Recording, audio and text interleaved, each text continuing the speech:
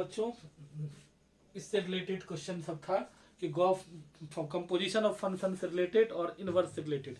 इसमें कुछ objective point of view से आपका हमको याद रखना होगा कुछ इंपॉर्टेंट रिजल्ट जो कि ऑब्जेक्टिव में काम देगा, तो वो ये लिखिएगा इंपॉर्टेंट रिजल्ट में। रिजल्ट जनरली गॉफ जो होता है फॉक के इक्वल नहीं होता है। पहला रिजल्ट जनरली जो ये है कॉम्यूटेटिव नहीं होता है, इसी को बोलते हैं not commutative law. Commutative law hold नहीं करता, बट कभी कभी स्पेशल केस में, बट समटाइम्स लेकिन कभी कभी क्या होगा, गॉफ इक्वल्स टू फॉग होगा, कभी कभी होता है। क्लियर। दूसरा है कि आपको इसका एसोसिएटिव लॉ जो होता है वो होल्ड करता है। ये एसोसिएटिव लॉ को होल्ड करता है, इसको हम लोग बोलते हैं एसोसिएटिव लॉ। एसोसिएटिव लॉ को होल्ड करता है, याद रखिएगा, एसोसिएटिव लॉ को होल्ड करता है। इसको हम लोग बोलते थे commutative law. Commutative law objective में काम दे देगा आपको ये सब चीज, कॉम्यूटेटिव लॉ। तीसरा इसका है ये एक डिस्ट्रीब्यूटिव लॉ भी है, G प्लस एफ। तो इसको हम लोग तोड़ेंगे तो इसको लिखेंगे H operation G H operation F। इसी में H operation G minus F रहेगा, तो इसको हम लोग तोड़ते थे तो H operation G minus H operation F। इसको बोलते थे डिस्ट्रीब्यूटिव लॉ। याद रखने में आपको सहूलियत होगी, इसको बोलते हैं डिस्ट्रीब्यूटिव लॉ यानी बंटन नियम। बंटन नियम। चौथा IOF, आइडेंटिटी से FOI करेंगे तो F ही रहता था। पांचवा आपको F को F इनवर्स से मल्टीप्लाई कर दिया जाए या F इनवर्स को F से मल्टीप्लाई कर दिया जाए, I ही रहता है। छठा गॉफ का इनवर्स अगर लगा दिया जाए तो ये क्या होता था, F inverse operation G inverse. इस तरह से 6 रिजल्ट है, ऑब्जेक्टिव में कहीं कहीं आपको मिल जाए, क्योंकि ऑब्जेक्टिव का लेंथ थोड़ा सा से कभी कभी सिलेबस से ऊपर भी चला जाता है। कुछ कुछ चीज जो है नेक्स्ट आगे क्लास का भी पूछ देता है। ऑब्जेक्टिव में देखा गया कभी कभी कुछ ऑब्जेक्टिव थोड़ा सा लेंथ से बाहर रहता है, जो आपका टू द पॉइंट होता है वो नहीं रहता है, एक्स्ट्रा दिमाग लगाने की, इससे ज्यादा दिमाग आपको लगाने की जरूरत नहीं है। चलिए नेक्स्ट हम लोग आते हैं, एक आखिरी टॉपिक है मेरे पास बाइनरी ऑपरेशन, क्योंकि हमने बोला था कि यूनिट 1 के टॉपिक को हम डिस्कस करेंगे, फिर उस पर प्रॉब्लम का प्रैक्टिस करेंगे।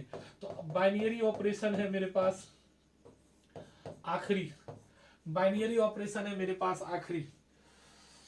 तो बाइनरी ऑपरेशन क्या होता है कि बाइनरी ऑपरेशन को हम लोग कैसे समझेंगे कि अगर किसी दो फंक्शन के बीच में f such that a star a tends to a, यानी ऐसा ऑपरेशन जो दो सेट के बीच में लगने से उसका रिजल्ट भी उसी सेट में होता है। f is a mapping, f एक मैपिंग है जिसके तहत किसी दो सेट के बीच जो हम लोग रहते a क्रॉस a भी लिख सकते हैं हम, ऐसा नहीं कि star a cross a tends to a, यानी दो सेट के बीच में जो भी ऑपरेशन करते हो, प्लस का करो, इनटू का करो, माइनस का करो, उसको करने से अगर उसका रिजल्ट उसी सेट में रह जाए तो ऐसे ऑपरेशन को हम लोग बाइनरी ऑपरेशन कहते हैं। इसको नॉर्मली तौर पर हम लोग प्लस से, स्टार से,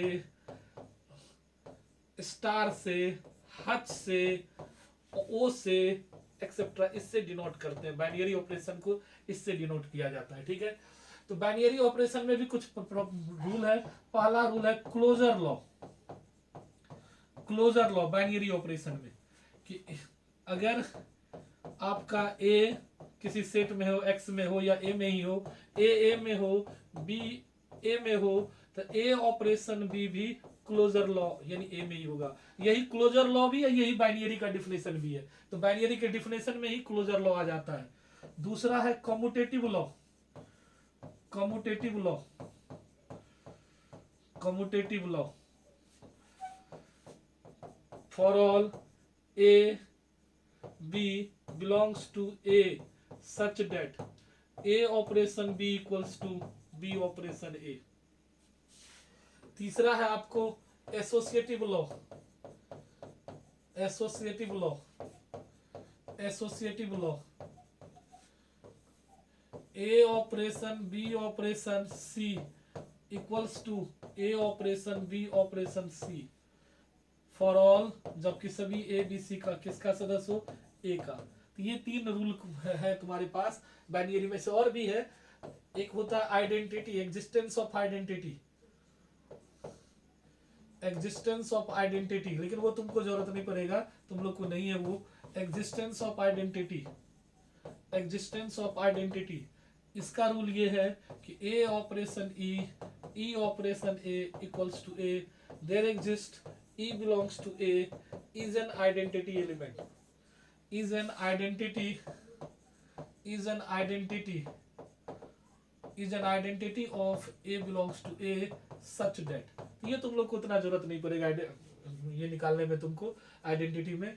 तो ये काफी 4 रूल है। और फिर उसमें चेक करना होता है कि बाइनरी है कि नहीं। अगर 2 ऑपरेशन लगाने के बाद उसका रिजल्ट जो भी आएगा उसी सेट में रहेगा तो बाइनरी में है, अगर वो नहीं आएगा उस सेट में तो बाइनरी में नहीं है। बाकी ये 3 ऑपरेशन खास करके कम्यूटेटिव और एसोसिएटिव आपके एग्जाम में पूछता है। तो 1-2 क्वेश्चन लेके हम इसको कर दें शॉर्ट में, क्योंकि समय का अभाव है और उसके बाद इस पर प्रैक्टिस करना हम लोग को ज्यादा जरूरी है, ना कि इस पर ज्यादा काम करना है। तो 1-2 क्वेश्चन है मेरे पास, इस पर जो क्वेश्चन सब आता है देख लीजिए। एक क्वेश्चन है मेरे पास, छोटा छोटा क्वेश्चन कुछ आता है इस पे, बच्चा वाला क्वेश्चन सब, कि इफ ए स्टार बी, पहले तो वैल्यू निकालने के लिए आता है ज्यादातर, A star B equals to A plus 3b square, तो on set Z, on set Z, Z मतलब set of integer, on set Z, then कहता है 2 स्टार 4 निकाले, then 2 star 4, then find 2 star 4। मजाक किया है, ऐसे क्वेश्चन को हम लोग बोल सकते हैं कि बिल्कुल तुम्हारे पाले में गेंद डाल दिया है, बिल्कुल आसान क्वेश्चन है। a3b स्क्वायर, अब 2 स्टार 4 बच्चा को भी सिखाएंगे तो वो भी बना देगा। a की जगह पर कौन आया 2, b की जगह पर कौन आया 4, बेटा 2 3 और b की जगह पर 4 का स्क्वायर, बोलो 2 3 और 4 का स्क्वायर कितना 16, पॉइंट नहीं है, 2 16 तिया 48, 48 2 50। तो आराम से ये सब वैल्यू हम लोग निकाल सकते हैं। कैसे नो वैल्यू पूछेगा, जो पूछेगा वो निकाल सकते हैं। इसमें से और कुछ 1-2 क्वेश्चन आपको करवा देते हैं, फिर हम लोग चलते हैं प्रैक्टिस सेट पर।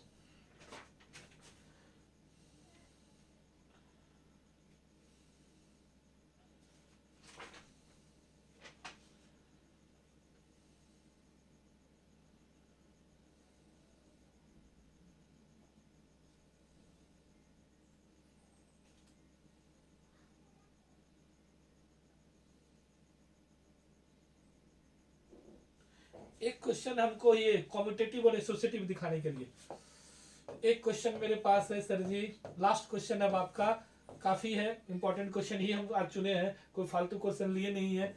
ये भी एनसीईआरटी से ही क्वेश्चन है कि consider the set Q plus, consider the set Q plus of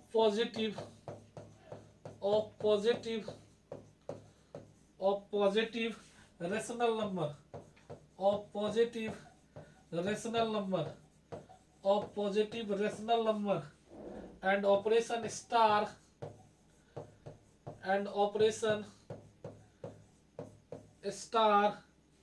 such that, and operation star such that for all AB belongs to Q plus A star B equals to AB by 2, AB by 2, so that star is commutative and associative, star is commutative and associative, commutative and associative, star is commutative and associative. ये question आपके पास अच्छा question है, हम इसको अच्छा question मानते हैं। पूरा ढाढ़स पे नहीं जाना। क्यू प्लस मतलब positive rational number, rational number आपको याद होगा पी बाई क्यू। तो ये क्वेश्चन है, इसमें कहता है स्टार कम्यूटेटिव है एसोसिएटिव, ये प्रूफ करके दिखाना है। तो आइए प्रूफ में आते हैं। पहले तो गिवन दैट क्या दिया हुआ हम लोग को, गिवन दैट हमारे पास है सर जी कि ए स्टार बी जो है वो क्या है ए बी बाई 2 है, और वो ए बी क्या है रेशनल नंबर का सदस्य है, positive rational number, positive rational number, negative नहीं है, ठीक है। अब हमको चाहिए for commutative law, for commutative. Commutative के लिए क्या लिखाए थे फॉर्मूला याद है आपको कि क्या होना चाहिए, ए स्टार बी का वैल्यू बी स्टार ए के बराबर होना चाहिए कम्यूटेटिव के लिए। चलो तो इसको देखते हैं कि since A star B equals to A B by two क्या है, गिवन है, दिया आपको है। Therefore B star A equals to कितना, B star A equals to कितना, बी ए बाई टू। और बी ए को तो नहीं लिख सकते ए बी बाई टू। इसका मतलब सर जी कि ए स्टार बी बराबर है बी स्टार ए का। इसका मतलब sir ji star is commutative, star is commutative, star is commutative. Clear. For associative, for associative, for associative, अब आपको एसोसिएटिव पर काम करना है। फॉर एसोसिएटिव, एसोसिएटिव का फॉर्मूला अभी तुरंत लिखाए थे आपको, A star B star C equals to A star B और स्टार सी। ठीक, शुरू करो। Since A star B equals to sir ji A B by two, तो B star C equals to कितना, बी सी बाई टू। तो LHS क्या, LHS में आपके पास है, या नाउ करके निकालिए, नाउ नाउ नाउ अब आपके पास क्या है, ए स्टार बी स्टार सी, ये काम करना है। तो ए को छोड़ दीजिए, बी स्टार सी की वैल्यू कितना है, बी सी बाई टू। अब दो स्टार का मतलब क्या है, दोनों का प्रोडक्ट, यानी a b c by two और बटे टू। इसको ब्रेक करोगे तो आएगा a b c by four. इसको इक्वेशन 1 मान लो, या एलएचएस लिखोगे तो एलएचएस ले लो, जिसको जो आदत हो। अगेन फिर से निकालिए, अब कौन सा, आरएचएस वाला पार्ट। इस बार है ए स्टार बी और star c. A star b हमको पहले से निकला हुआ ए बी बाई टू और स्टार सी। स्टार का मतलब क्या है, दोनों का product divided by two, that means a B by two into c by two, that means a b c by four. इसको दो बना लो, और from 1 and 2 we get, from 1 and 2 we gate. तो क्या हो गया, अब हमारे पास हो गया sir ji A star B star C equals to A star B star C. इस तरह से एसोसिएटिव लॉ वेरीफाई कर दिए। अब बहुत दिन से मालूम पहला चैप्टर बहुत पहले पढ़े होंगे, या फिर बहुत जगह पढ़ाई भी नहीं जाती है, और बहुत सारा कॉन्सेप्ट हो सकता है भूल गए होंगे, तो आज आपको रिफ्रेश हो गया, आपको दिमाग में सारी बात आ गई होगी। और ये था यूनिट 1 का टोटली कंसेप्ट। रिलेशन और फंक्शन का इससे पहले लेक्चर में हमने कंसेप्ट दे दिया था, आज कंसेप्ट, इसी से रिलेटेड क्वेश्चन आपको एग्जाम में आने वाला है।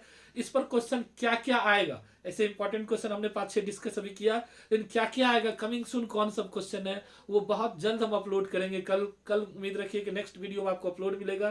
फिलहाल इस पर हम लोग 50 ऑब्जेक्टिव सॉल्व करेंगे, क्योंकि यूनिट 1 से ज्यादातर ऑब्जेक्टिव ही आता है, और हम चाहते हैं कि उसी 50 में से आपका लड़ जाए, आपका 5 या 7 ऑब्जेक्टिव हु बहू आ जाए। तो आपको हु बहू लड़ाएंगे। नेक्स्ट अब आपको जो मिलेगा लेक्चर, उसमें 50 में 50 ऑब्जेक्टिव मेरा हम सॉल्व करेंगे। आप अच्छे से देखना, आपका सॉलिड ऑब्जेक्टिव उसी से रहेगा, उससे बाहर नहीं रहेगा। चलो बच्चों, कैसा लगा आज का लेक्चर? अगर अच्छा लगता हो तो बिल्कुल लाइक कीजिएगा, कमेंट जरूर कीजिएगा, उससे एक मोटिवेशन होता है कि नहीं मेरा बच्चा लोग कंसल से पढ़ रहा है। अगर आपको लगे कि कोई टॉपिक टफ लग रहा हो तो जरूर लिखिएगा, सर ये टॉपिक थोड़ा सा बता दीजिए, तो जरूर हम बताने का प्रयास करेंगे जो है। और फिर अगर अच्छा लगता हो, कंटेंट अच्छा है, आपको लग रहा है कि ये सब क्वेश्चन एग्जाम में आ सकता है सर जो बता रहे हैं, तो अपने दोस्तों के बीच में शेयर कीजिएगा, जिससे उन दोस्तों का भी भला हो जाएगा आपके थ्रू। चलो, थैंक यू वेरी मच। जय हिंद बच्चों।